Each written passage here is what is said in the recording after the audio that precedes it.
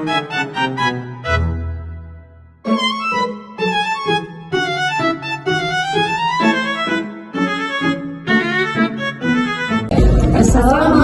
warahmatullahi wabarakatuh.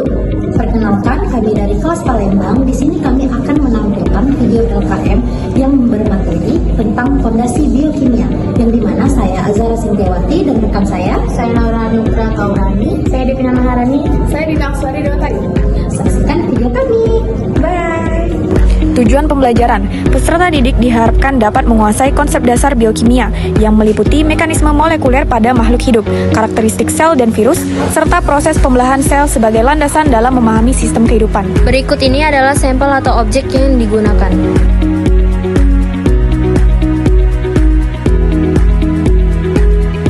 Prosedur proyek, carilah dan pahami materi mengenai fondasi biokimia makhluk hidup. Temukan makhluk hidup yang dapat dijadikan objek dalam proyek ini, amati kemudian rekam perilaku objek yang menjadi sasaran, edit video yang telah didapat dengan semenarik mungkin. Biokimia mempelajari molekul-molekul penyusun makhluk hidup dan reaksi kimia yang berlangsung di dalam sel. Kehidupan terjadi karena biomolekul seperti protein, lipid, karbohidrat, dan asam nukleat saling berinteraksi secara teratur. Sel merupakan unit terkecil kehidupan yang menjalankan metabolisme dan menyimpan informasi genetik. Virus berbeda karena tidak memiliki sel dan hanya dapat berkembang biak di dalam sel inang. Reproduksi sel memungkinkan makhluk hidup tumbuh dan mempertahankan keberlangsungan hidup melalui pembelahan sel yang teratur. Tanaman merupakan makhluk hidup yang mampu tumbuh dan berkembang. Tanaman memperoleh energi melalui proses fotosintesis, yaitu mengubah cahaya matahari menjadi energi kimia.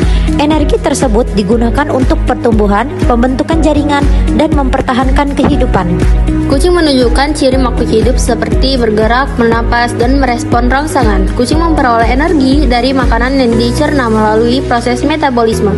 Energi ini digunakan untuk aktivitas tubuh, pertumbuhan, dan menjaga keseimbangan fungsi organ.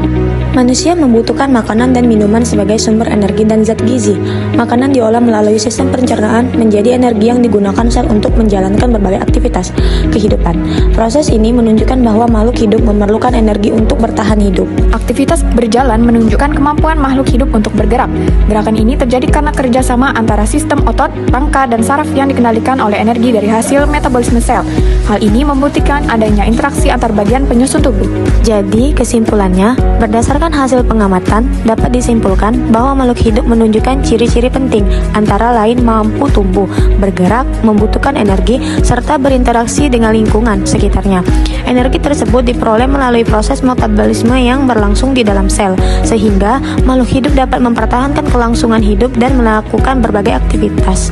Hal ini menunjukkan bahwa kehidupan terjadi melalui keterpaduan dan kerjasama yang teratur antar bagian penyusun makhluk hidup. Baik, sekian video kompo dari kami. Semoga video kami bermanfaat untuk kalian semua. Wassalamualaikum warahmatullahi wabarakatuh.